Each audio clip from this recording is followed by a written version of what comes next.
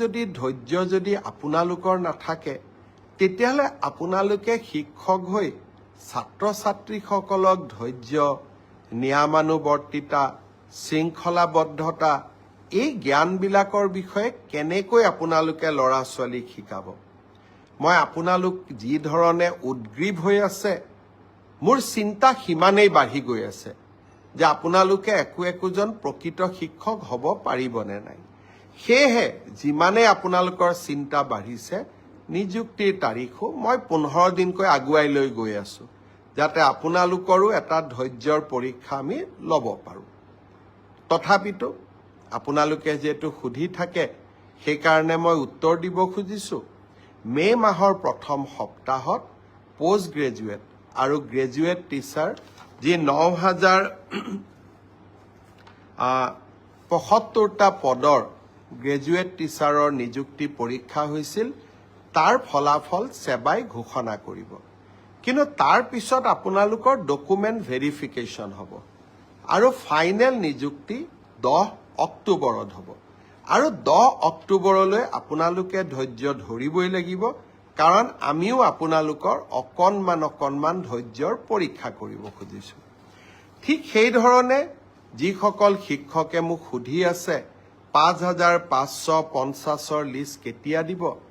আপোনালোককো মই জনাব খুজিছো যে এপ্ৰিল মাহৰ ভিতৰত আমি আপোনালোকৰ ডকুমেন্ট ভেৰিফিকেশনৰ কাম শেষ কৰিম মে মাহৰ পৰা আপোনালোকৰ প্ৰভিজনেল লিষ্ট ওলাব কিন্তু নিযুক্তি 10 অক্টোবৰত হ'ব আৰু তেতিয়ালৈকে আমি সকলোৱে ধৈৰ্য ধৰিম কোনোবাই ক'ব পাৰে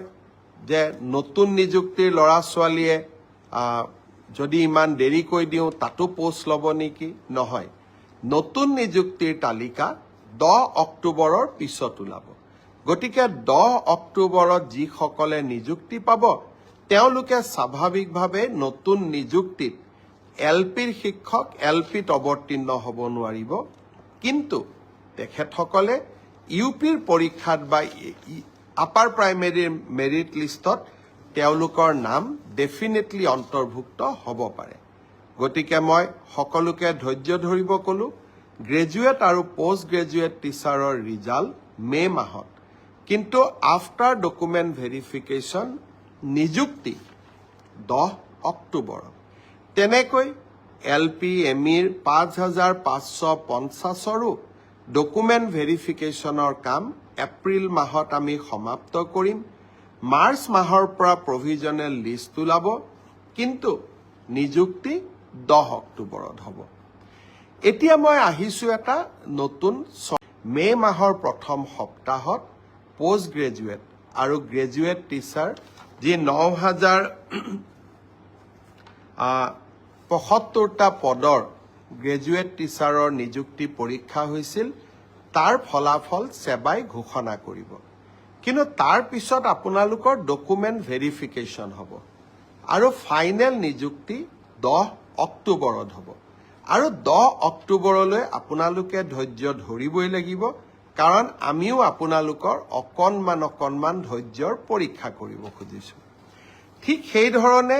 যিসকল শিক্ষকে মোক সুধি আছে 5550ৰ লিষ্ট কেতিয়া দিব আপোনালোককো মই জনাব খুজিছো যে এপ্ৰিল মাহৰ ভিতৰত আমি আপোনালোকৰ ডকুমেন্ট ভেৰিফিকেশনৰ কাম শেষ কৰিম মে মাহৰ পৰা আপোনালোকৰ প্ৰভিজনেল লিষ্ট ওলাব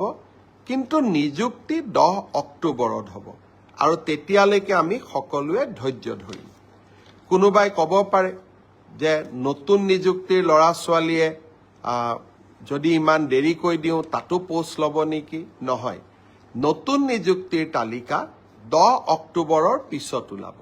গতিকে 10 অক্টোবৰত যিসকলে নিযুক্তি পাব তেওঁলোকে স্বাভাৱিকভাৱে নতুন নিযুক্তিত এলপিৰ শিক্ষক এলপিত অৱতীৰ্ণ হ'ব নোৱাৰিব কিন্তু তেখেতসকলে ইউপিৰ পৰীক্ষাত বা আপাৰ প্ৰাইমেৰীৰ মেৰিট লিষ্টত তেওঁলোকৰ নাম ডেফিনেটলি অন্তৰ্ভুক্ত হ'ব পাৰে গতিকে মই সকলোকে ধৈৰ্য ধৰিব কলো গ্ৰেজুৱেট আৰু পোষ্ট গ্ৰেজুৱেট টিচাৰৰ ৰিজাল্ট মে মাহত কিন্তু আফটাৰ ডকুমেন্ট ভেৰিফিকেশন নিযুক্তি